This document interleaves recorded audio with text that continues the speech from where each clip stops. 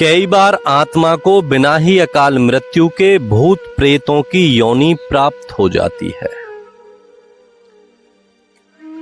अक्सर अकाल मृत्यु में तो कई बार ऐसा हो जाता है कि आत्मा भूत और प्रेत की योनि में प्रवेश कर जाती है।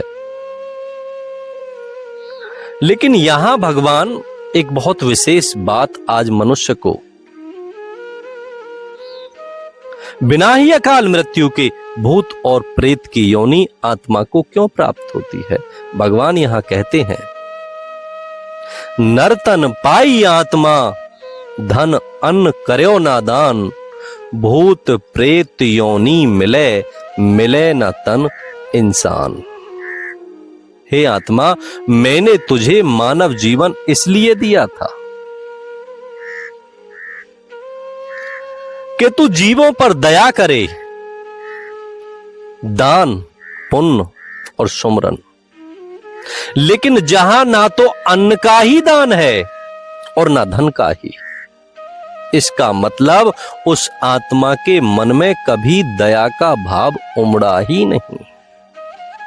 और मानव देह मिलने के बाद भी यदि आत्मा के अंतकरण में दया का भाव ना उमड़ा हो तो मैं क्या करूं अब उस आत्मा को मानव देह या अन्य जीवों में प्रवेश देकर अन्य योनियों में भी भेजूं तो क्यों भेजूं।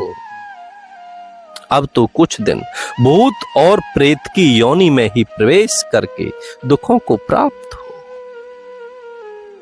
अब दूसरी बात यहां यह आती है कि यदि कोई मनुष्य इस स्थिति से गुजर रहा है कि ना तो उसके पास धन है और ना ही अन्न है दान करने के लिए, वो क्या करे।